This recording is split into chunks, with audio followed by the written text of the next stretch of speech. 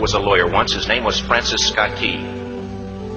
He penned a song that I'm sure you're aware of. You've seen it. It's in most hymnals throughout our churches. It's called the national anthem. It is our song as an American. We go, however, to a ball game. We stand in our church services and we sing the words of that song, and they float over our minds and our lips, and we don't even realize what we're singing. Most of us have memorized it as a child, but we've never really thought about what it means. Let me tell you a story. Francis Scott Key was a lawyer in Baltimore. The colonies were engaged in vicious conflict with the mother country, Britain. Because of this conflict and the protractedness of it, they had accumulated prisoners on both sides. The American colonies had prisoners and the British had prisoners. And the American government initiated a move. They went to the British and they said, let us negotiate for the release of these prisoners. They said, we want to send a man out to discuss this with you. They were holding the American prisoners in boats about 1,000 yards offshore.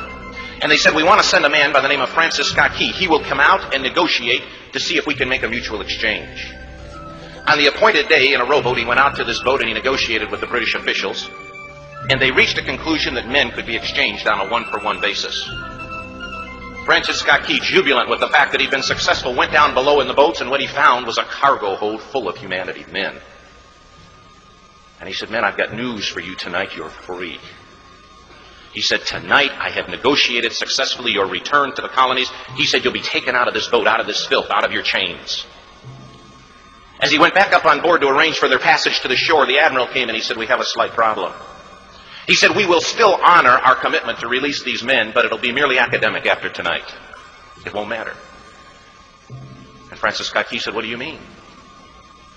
He said, well, Mr. Key, he said, tonight we have laid an ultimatum upon the colonies. Your people will either capitulate and lay down the colors of that flag that you think so much of, or you see that fort right over there, Fort Henry? He said, we're going to remove it from the face of the earth. He said, how are you going to do that? He said, if you will, scan the horizon of the sea. And as he looked, he could see hundreds of little dots. And he said, that's the entire British war fleet. He said, all of the gunpowder, all of the armament is being called upon to demolish that fort. It will be here within striking distance in a matter of about 2.5 hours. He said, the war is over. These men would be free anyway. He said, you can't shell that fort.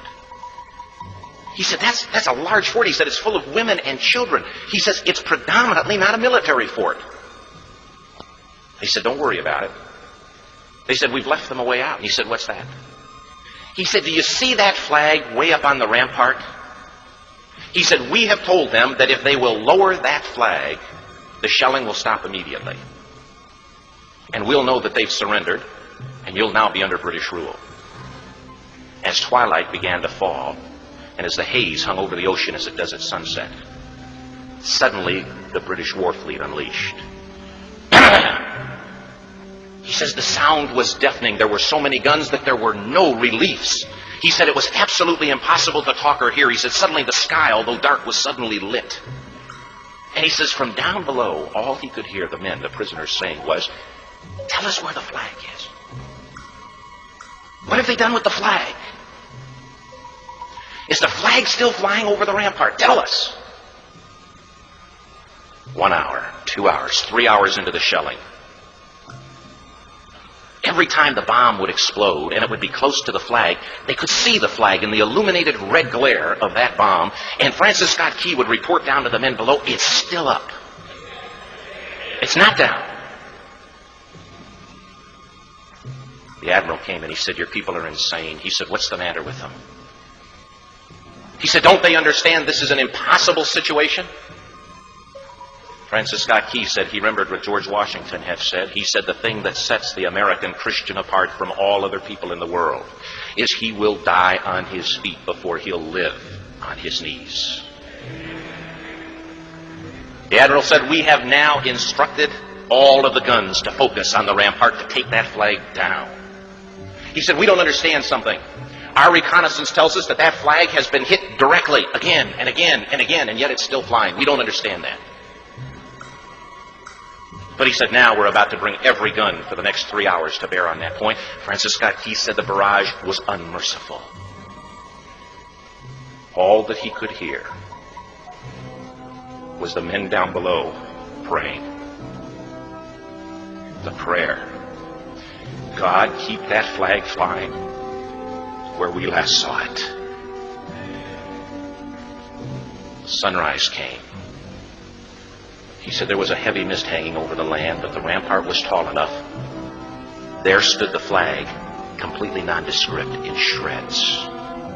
The flagpole itself was at a crazy angle, but the flag was still at the top.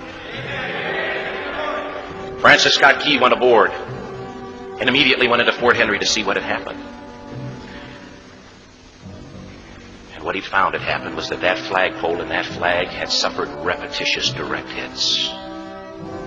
And when hit had fallen,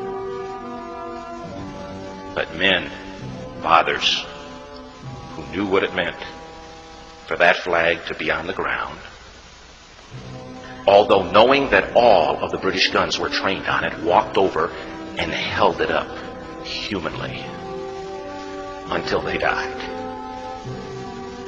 Their bodies were removed and others took their place. Francis Scott Key said what held that flagpole in place at that unusual angle were patriots' bodies. He penned the song, "Oh, say can you see by the dawn's early light what so proudly we hailed at the twilight's last gleaming, or the rocket's red glare, the bombs bursting in air, gave proof through the night that the flag was still there. Oh, say, does that star-spangled banner yet fly and wave o'er the land of the free and the home of the brave?" The debt was demanded. The price, it was paid. Oh, say, can you see by the dawn's early light what so proudly we hailed at the twilight's last gleaming, whose broad stripes and bright stars through the perilous fight o'er the ramparts we watched were so gallantly streaming, and the rockets red clear, the bombs bursting in air, gave proof through the night that our flag was still there. Oh, say, does that star-spangled banner yet wave